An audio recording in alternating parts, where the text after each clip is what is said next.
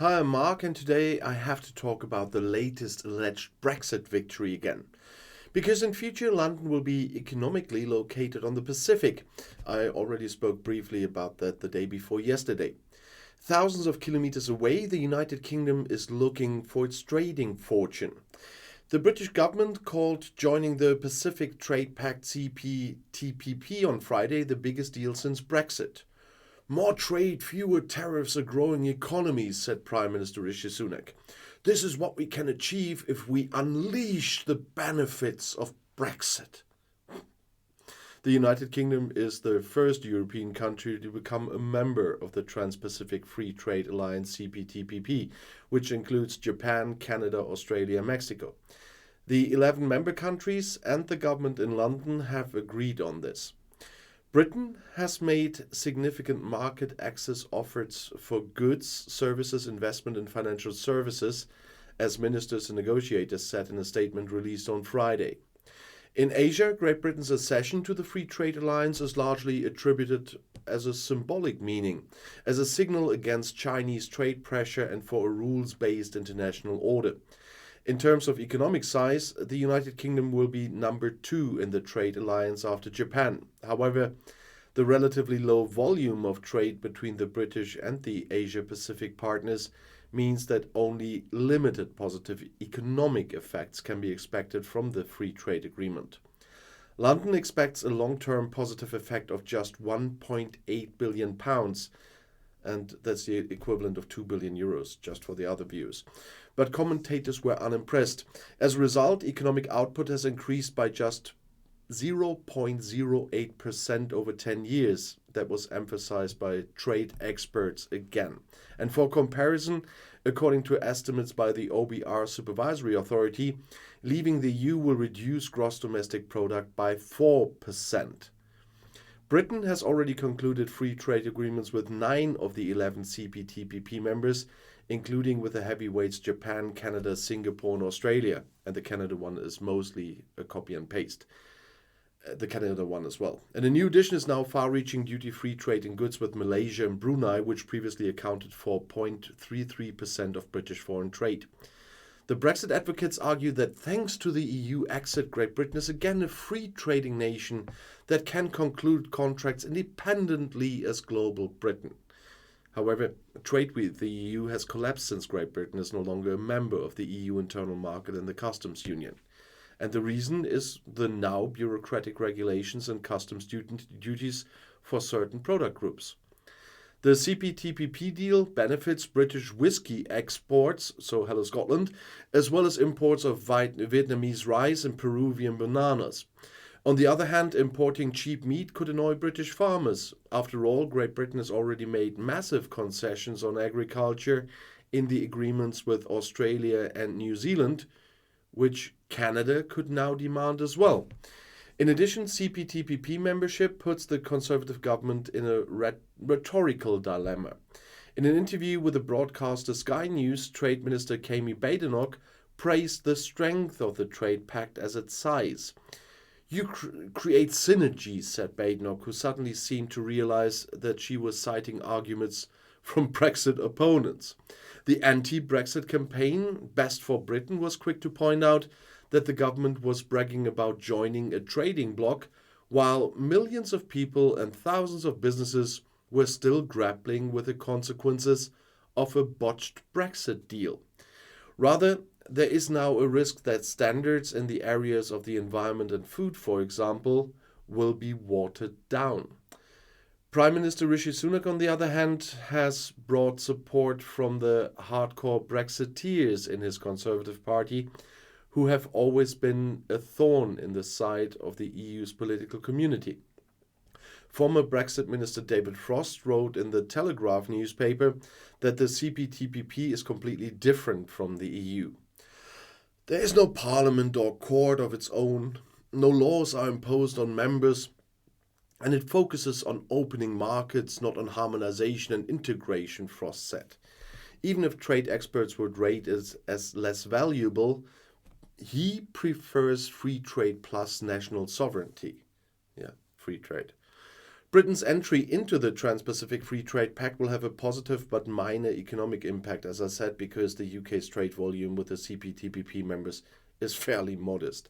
Less than a tenth of UK exports go to Japan, Canada, Australia, Mexico, Malaysia, Singapore, Vietnam, and Chile. The growth effects of this first major post-Brexit treaty will therefore be very limited for global Britain. Nevertheless, the accession is a positive signal for free trade. However, a stale aftertaste remains. London may assert that Britain is an economic nation that advocates free trade, and since Brexit, a new cumbersome customs bureaucracy has emerged in the English Channel, which is burdening business with the main trading partner, the EU member countries. From the point of view of Asian market economies, however, London's CPTPP entry is undoubtedly a win, also because it strengthens the counter-proposal to the RCEP trade zone, which China dominates. So the true benefit is not economical. Analysts at conservative bloc CapEx hailed joining the CPTPP as a seismically important geostrategic event. The main thing is to curb China's influence in the booming region, which is often described as an economic powerhouse. Trade experts also emphasize that London's involvement in the region strengthens common values such as democracy and rule-based trade. The Daily Mail newspaper has already speculated that Britain's accession could even rekindle US interest in CPTPP membership and ultimately pave the way for the free trade with Washington that London has so long hoped for. Dream on. Under ex-President Barack Obama, the US was the driving force behind what was then known as the TPP trade agreement, which was intended to counterbalance China's economic power. However, his successor Donald Trump was not interested and ended the talks, and Biden didn't change that. And we really have to talk a second again about the Brexiteers. I gave you the numbers now. 0.08% versus 4% damage by leaving the EU.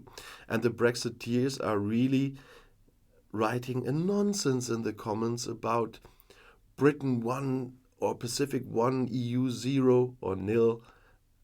Guys, I really don't know how people can convince themselves of such a BS.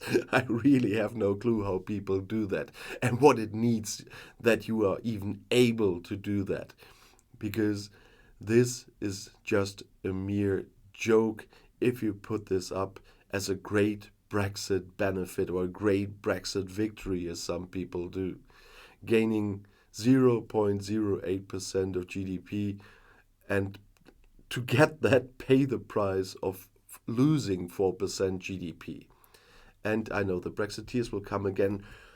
The economic damages was all the same for us. What we wanted was sovereignty.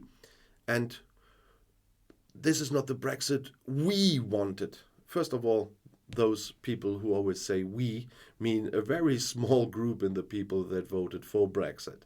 And there were a lot of people that fell for all the lies of the Leave campaign, that they will not lose GDP, that they will be much better off outside the EU because they can do all those trade agreements.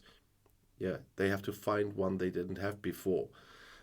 First of all, because there's not that many, and with the others, anyway, the EU is negotiating as well. And as a member of the EU, you always get the better conditions because the EU, with its massive economic power, has a much better negotiating position. We saw this on the Japan deal.